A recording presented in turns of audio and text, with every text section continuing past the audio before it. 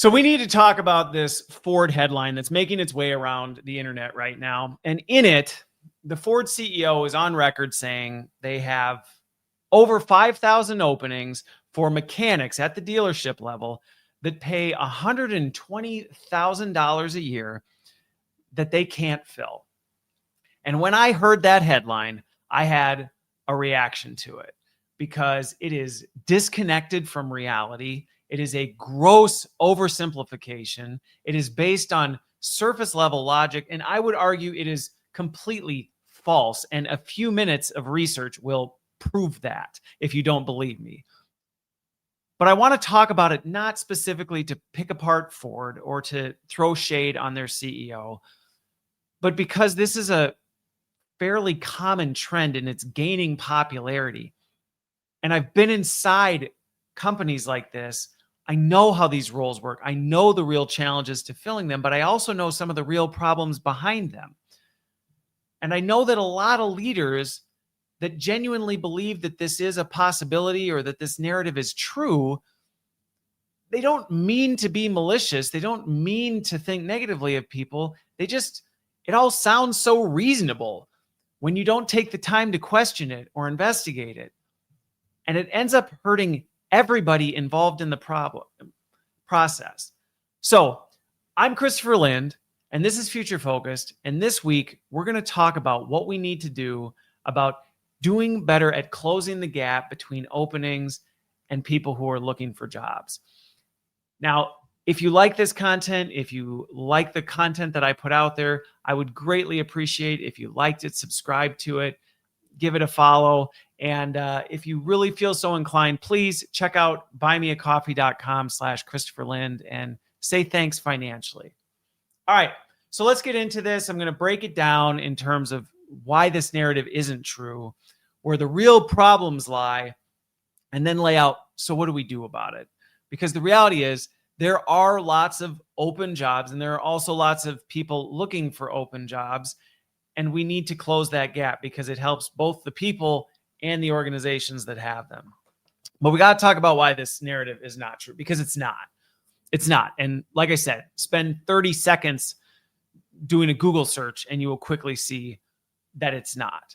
There are not mechanic jobs that are paying $120,000 in base salary that they have 5,000 of them scattered all over, and they just can't, for the life of them, find somebody to fill them. That is not an accurate statement on what's happening at Ford. And when companies like this say this, it's not accurate, but it feels plausible from a distance.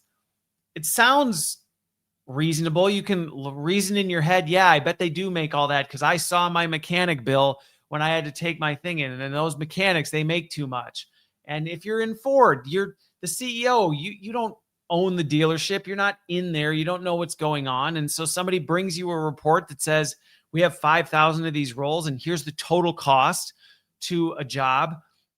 You say things like this, not realizing that total cost to Ford is not what a person in that role actually has as a take-home salary. And they don't know the difference between total cost of a role and what I actually get paid every 2 weeks. But leaders are quick to trust reports at face value. And so there's a lot of assumptions that are baked into statements like this that sound close enough to be true, but are not at all. And what happens is when it sounds close enough, we'll fill in the gaps automatically. And we gravitate towards the simplest or most familiar explanation, especially when it starts getting into complexity. I've had some conversations this week where I've started talking about it, and people who are less familiar, you can just see the challenge they have of going, okay, my nice little simple explanation was a lot easier to think through than what you just described. Christopher, the way you just described it, that feels like an impossible challenge. It is and it isn't. It's a lot easier than you think, and we'll talk about that today. But I understand that's what happens is we gravitate towards these easier ones. The other problem that we have is that we have a tendency to believe that this problems lie with someone out there, something beyond my control, something that is not my responsibility. And by saying, hey, we offer these great paying jobs that are all over right now, and nobody's even applying to them and doing any of this stuff. That's a lot easier to go home and sit with than to recognize, well, actually, that's not true. And there's a reason people aren't applying to these. And actually, there probably are a lot of them that are, and we just aren't talking to them. But I truly believe that most of the time, this isn't incompetence. Okay. The Ford CEO didn't get where he is because he's completely incompetent. He's trusting the data that's being provided to him. He's trusting the people who are telling him this thing. And I'm sure he's hearing those things. And in his mind, it makes sense. And as a result, when people are under pressure, they jump to conclusions and they say things like this. So I think it's fair to at least give the CEO the benefit of the doubt and give any senior leader who says things like this the benefit of the doubt, but we have to push back against it because the consequences for this kind of stuff, they're real. This isn't just, oh, well, it'll fade into the, ether eventually. Real people right now are applying for jobs. And we're not just talking about Ford. I see this all the time. There are, I don't know how many openings right now that I know people that are absolutely qualified for these jobs. They're applying to jobs and they're not getting callbacks. And that is extremely discouraging if you are somebody who is actively seeking a job that you are qualified for, or you firmly have the skills and qualifications to be qualified for. Maybe you don't match it perfectly, but you know what you're capable of enough to know that I could close that gap. I could do that. And so when you hear things like, well, there's all these jobs and we can't find anyone, that's extremely discouraging. And so when you make statements like this, you are actually discouraging the people you want to be applying to it. And you're actually discouraging them from applying to it because those kind of statements just suck the wind out of your sails, especially if you're somebody who's been looking for a job for a long time. And if you look at any report right now, the gap between when people lose their job and when they fill a job is pretty wide right now. And that's at all levels. That's not just certain levels. So I'm not surprised there's a rather large vacancy gap at Ford. And I truly believe this is a problem for them. It's not that this isn't a real challenge they have to face. It's just the problem isn't that there's nobody out there that wants these jobs. And by saying so, you're discouraging. But it's not just about, well, Christopher, you care about not wanting to hurt people's feelings or discouraging them. Yes, I do care about that. I care about that a lot. But it's not just that. You're actually shooting yourself in the foot when you make statements like this. Because what happens is, do some quick research on this and you'll see the average mechanic at a dealership probably take home makes more around 48 to 60,000. Okay, about half. When you hear that they're offering 120,000 and nobody signs up, immediately people start looking around at all their colleagues going, are you the one making 120? The new guy or new girl that just started, everybody's looking at that one going, so you're the one. I've been here 10 years. You're the one showing up and I know this. And even if the person's like, I'm not making that much.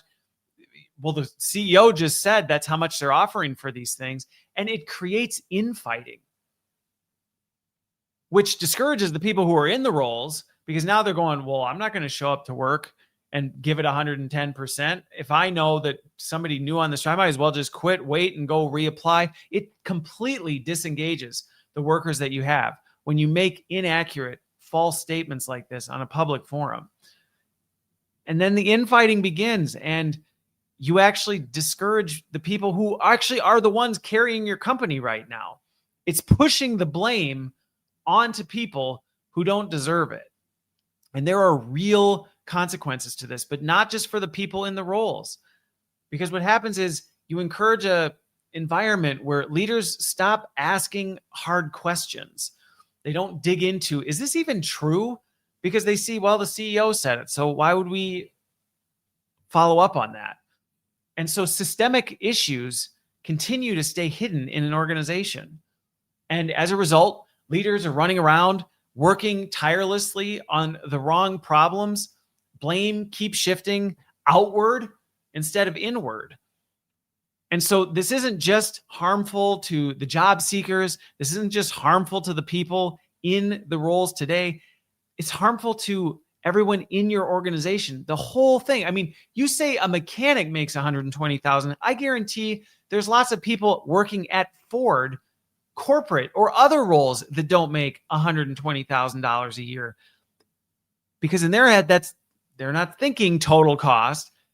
You're sending this message across the entire organization.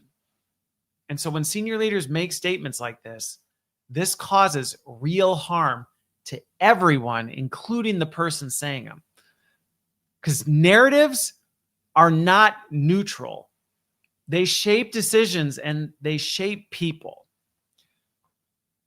So I want to then move over to so what do we do? Because the biggest challenge I see with this is that it's not asking the hard questions. It's not being willing to look internally. And most importantly, it's being unwilling to look in the mirror, because that's where really a lot of these problems are. And it's not to say this is your fault. So if you're hearing this and you're feeling defensive because you are one of the senior leaders that maybe is struggling with some of this, or a leader who's struggling this with on your own team, my goal is not to make you defensive. My goal is to help you see where the real problem sits so you can fix them. But we need to talk about the real problem being internal, because you can say things like, well, we can't find anyone. People are lazy. They just don't want these jobs. But that's not something you can do anything about. What you can do about is what you look in the mirror and you see. Because here's the thing. Right now, there are a lot of broken things. And I work with many organizations where I see these things happen, where, just for one, here's just some of the problems that I see. And then I'll share a story that I worked through. So you're not like you're just talking about this theoretically. I'll share an example of how I had to work through this myself. But right now, in many cases, incentives push for short-term decisions. So people see a report that says there's 5,000, jobs, and they're under the heat to get an answer to it. And so they just pass this along and go, we can't fill them. We've tried. These have been open forever. We've been actively recruiting on them, because depending on who you ask, you go to your talent acquisition person, they've had recruiters on them. So the recruiting person doesn't want to say, well, we haven't been doing anything. And they have been doing things with them. But the incentives say, hey, don't dig into the real solution. Just pass the buck. The incentives are to pass the buck, so you're not the one who's having to do the work. And maybe somebody else will. You can complain about it behind the scenes, but you'll pass that blame on. The other thing that's happening right now is there is so much cost cutting, largely driven by AI and the belief that AI is going to fill all of our gaps and solve all of our problems. But AI is costing companies a lot of money, and that money's got to come from somewhere. And if you listen to my podcast last week, I said, if we're going to fight against the tides of more, faster, better that's fueling off people, we've got to stop cutting costs with people and start investing in people. Because one of the things the Ford CEO said is that it takes 5 years to prepare for one of these jobs. Well, if you in simultaneous fashion are cutting your skill development efforts, at the same time, you can't find jobs, or you can't find workers for jobs that require a whole lot of skill training. That's a major problem. And one of the first things I thought when I saw this headline was, what is your pathway? What is your pipeline for people to build the 5 years of stuff? How are you bringing people in that have zero experience, but maybe are interested? And how are you building them up to that? But it's not just, oh, well, we're not developing enough people. A lot of times there's outdated job design. We're looking for the person who has everything. We're looking for somebody who fits every qualification. And I guarantee in a lot of these roles, you're not looking for a mechanic who maybe has no experience, or maybe has just a little bit, but is willing to learn. You're looking for your unicorn that will check all the boxes, fill all the gaps. We want somebody who knows everything. And I see this all the time in hiring. People are looking for that unicorn candidate that checks every box. And I'm telling you, it's a fantasy. That perfect candidate does not exist. And so when you really start to dig into a lot of these things, you quickly discover that the talent shortages, which is what we're talking about here, there's a real talent shortage for dealership mechanics. I agree that is a legitimate problem, but under the surface, there is unclear expectations, there's unrealistic demands, there's underinvestment, whether that's in compensation or whether in growth and development. There's no real growth path. I've had multiple friends who are dealership mechanics, and you ask them, like, what's your future look like? It's not great.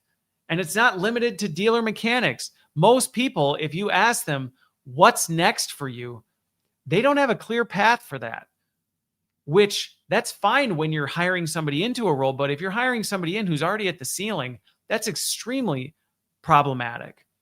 And then time and time again, you'll run into leadership consistency. So many people leave jobs because of a bad boss. And so when you really start to break down problems like this, you quickly discover you're not going to solve it unless you look in the mirror, unless you actually take the time to understand where this really breaks down. Now, I'm not going to sit here and tell you this is why Ford can't fill these roles. I don't work for Ford.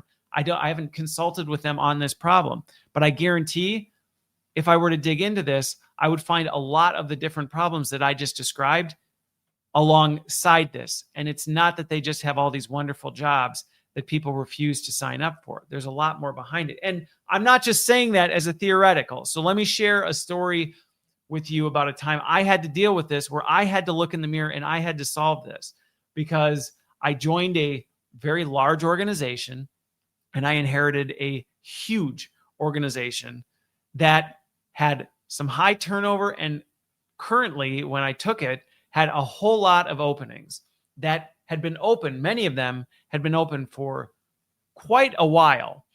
Now, I could have come into that and taken the approach of, look, either just hurry up and fill them with any heartbeat, or I'm going to get rid of them. And we're just going to eliminate these roles. Obviously, we're operating without them, so let's just cut them, type of a thing. Or I could say, just get a body in. You have 30 days to find somebody, which you can do. I mean, you can dumb it down to the point where, anybody will take the job, or increase the salary to the point where somebody will pick it up. I could have taken that path, but I chose differently. And I chose to take the time to talk to people who were in the roles. I took time to not just look at a turnover report and look at a hiring report to see how long had these open requisitions been sitting, but why? What kind of conversations were we having? What was the job profile that we were actually looking for in these things? What kind of candidates had we interviewed, and why did we not accept them? I took the time to analyze the org and role design that I had in the organization and go, okay, if we've got this many roles open and we are still running, why? How is it that we can run, or what are we not doing by not having these things? And is that gap actually a problem to what we're doing? Is it inhibiting us from doing other things? And I had to listen, and I had to listen without defensiveness, because there were certain things that were within my control. Actually, most of them were within my control. Almost all of them, to be honest with you. And so when I started digging in, I quickly found that, yes, when I dug into some of these open recs that we were running without, some of them, we didn't need them. They were legacy roles that we had hired, that somebody left, and it was an open requisition. And of course, like in most companies, nobody wants to give it up. So it sat vacant. It wasn't really a high priority role for any of the teams to be hiring for. So they kept talent acquisition on the role, but they weren't really actively sourcing for it. They had other things that were more important than filling that role. Lots of the headcount that was open, and even a lot of the headcount that was active, was misallocated. Roles had just kind of over time grown to the point where we just had legacy job descriptions, and you just kind of hired somebody who matched that profile, and then you figured out what you really needed them to do. And it would have been very easy to continue doing that and just say, hey, keep all these open recs for this job that we don't really do that, but it's easy to find people who have that capability. And so the roles, they were built around these legacy titles. We had not taken the time to actually look at the capabilities that, one, we needed moving forward, but two, what really did people do, and what did they need to do that well? And accepting the fact that not just because somebody has done that job before doesn't mean they're the best person for the role. And you can rapidly open up your pipeline and rapidly open up your candidate pool if you're willing to consider unorthodox candidates. And then we had to go in and we had to acknowledge that we had to do some work on our compensation, and not just for the open roles. There were plenty of people in the org who had been basically left stagnant for a while that needed to be brought up to par with market value. And so I couldn't just change the value of the open recs, because I would have caused an imbalance, which is what talent acquisition was resisting doing, was hiring at these higher rates, knowing what other people in the organization had. We had to recalibrate all of the different things. We had to build growth pathways in there as well. Part of the org design was to say, what is a growth pathway for somebody who comes into this role? And how do we grow somebody like that? And even at the more senior levels, how do we prepare and backfill those roles? And what roles are eligible within our own org that we know have been being prepared for that? And it also changed the accountability structure. I had to change the expectations for every manager that worked for me to make it clear that they were not to be looking for only fully baked talent. There were key roles that we were looking for that, yes, we needed somebody who had specific experience and expertise in certain things. But it wasn't just they've held this job title before. It was, do they have these capabilities and these skills? And then what are we doing to make sure we're building a surplus of that in our organization so that should things shift again, we don't find ourselves in a situation where we can't fill these gaps. And so all in all, yes, it was a lot of work. I had to rebuild the org structure. I had to create clear growth pipelines for people currently in the role, but also people we were hiring into the organization. We had to completely redefine the roles, and we had to move people around. And that was not easy, as some people had been very comfortable with the roles they were in. And we had to say that you're not doing that anymore. You're moving over here and you're doing this. But here's why, here's what it does, here's how it rebuilds this. And we completely reset the expectations of the leaders who were currently managing people. However, because what I just described, I get is a lot of work, and it was a lot of work. It didn't happen overnight. But what did happen was the roles we needed, they got filled. And the high turnover that we were struggling with started to stabilize. In fact, it almost completely stabilized. The people we had in the organization grew. When we had leadership roles open or higher roles, we were never wondering, do we have even the capability internally to fill that? We always knew who could, and not that we only ever considered internal candidates, but we knew we had candidates that we could do it. And most importantly, our organization started crushing our targets. So yes, it was more work, but by shifting from this short-term thinking and shifting from this idea that if I can just take the quickest path, the easiest path, and either just sit there and complain about the fact that, well, we can't fill these roles, or we just say, well, obviously we don't need them. Let's move over and try and bring robots in. We actually did the work and it paid off. So if you're hearing this and you're in a position where you have to influence some of this, or you're responsible for some of this, I really want, as you get ready, because we're in December now, we're coming into 2026. I want you to think about 2026 as a year where, when it comes to hiring and jobs, and whether you're considering AI or people or how you're thinking about that, I want you to focus 2026 on rewarding alignment, not making excuses. And so when it comes to hiring, one of the biggest things you can do. So here's the what can I do if you're listening to this. First of all, one, drop the perfect candidate myth. Just right now.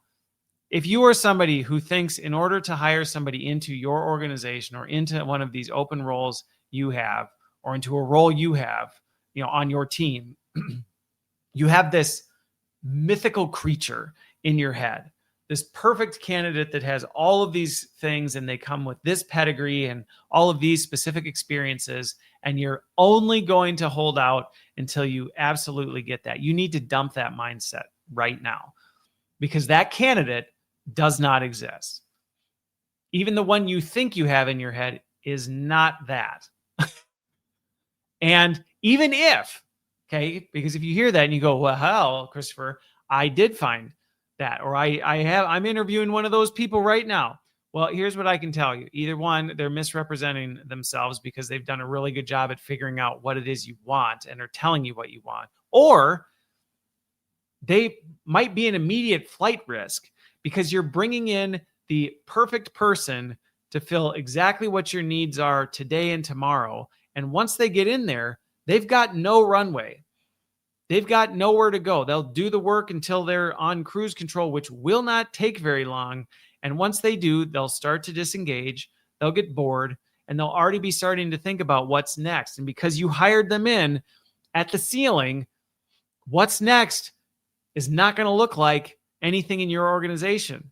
Because I know for a fact that many organizations, I mean, they'll make exceptions, but normally you can't even promote somebody within a certain window. And so if you hired somebody that basically is at full stride in 3 months, bored out of their mind because they've been doing it for decades, you're stuck and they're looking for something else. But don't just think about upward. And I think that's the other thing with this perfect candidate mentality. And I want to be sensitive to it because there are people who are experiencing ageism because it's like, well, yeah, that's why I don't consider candidates over 50. What? No. Growth is not just about upward. It's not just, well, that person's been doing this job for so long. It's about growing outward and not the kind around your waistband. I'm talking about the kind where people are given opportunity to stretch skills into new areas, maybe learn things that they haven't done before that are relevant. They're adjacent to things they've done before, but maybe not quite. Maybe they don't come from the same industry. Maybe they don't come with the exact same functional background. Maybe they don't come from the exact same job title. And so it's not just about people who are only in that role, but considering people who are out. And that should also be a reminder to job candidates to think about roles that you can tell the story about where your skills are, but you're not necessarily hiring for the exact same job title. But really, this message is directed at the people doing the hiring. And so I would encourage you to think beyond just the very narrow unicorn profile that you have defined for yourself. And I would encourage you to actually hire, as you look at candidates, hire for core capabilities, not the bullets in the job description, not the projects that you have, on your current task list, asking if they've ever done that specific project, but the core things underneath. What actually makes somebody good at that? And if you don't know, you better figure that out. But you should also be looking for people who are adaptable and curious, who also can meet trajectory. They know where the puck is going, not just where it is right now. Things that people who are clear and can demonstrate problem solving and are quick to learn things. Those are things that you should be looking for regardless of what their former job title was. And that's where, when I thought about this Ford thing, I went, I know lots of people who, if there actually was a $120K job and Ford was willing to bring them in and they didn't have experience or exposure in this area, but they said, I'm hungry for it. I'm definitely open to it. I'm adaptable. I'm good with my hands. I know how to work on things. I enjoy this kind of stuff. There are people who are willing to do it. So when you're screening, like if you're hiring and you're just screening for a checklist, if you're tasking talent acquisition to just find you somebody who perfectly matches the job description you pulled out of the waste bin of job descriptions, change your mindset right now, because when you're doing this, you're missing out on future leaders. Now, that's just a mindset shift in some of the things when it comes to hiring who you're looking for. But the other thing I would challenge you with, and not to overwhelm you, because if you made it this far in the podcast, you may be a little overwhelmed with how complex the problem can be. And you can't solve the whole thing at once. But I would encourage you, as you come into 2026, to accept that there is no universal problem. There's no universal root cause to the problem you're solving. And every system is going to be a little bit different. It's going to be multifaceted. But I'd encourage you to find in your system, the system within your control. Okay. And that's the biggest thing. The system that you look in the mirror and you see looking back at you, not the one that somebody over there needs to take care of, or the one you over there, the one you are responsible for. And find what are 1 to 3 things, within your system that is blocking you from being able to find some of your talent. And maybe it's what I just described before. Maybe it was the mindset. Maybe you're looking for these perfect candidates, but it might not be that. Maybe you are more open to it. So you need to take the time to talk to people who are actually doing the job. Does it even match what the job description is? And when you're doing this, as you're doing your diagnostic, especially if you're a senior leader coming in, going back to my story where when I had to dig into the organization, I had to make it really clear that I was not here to assign blame.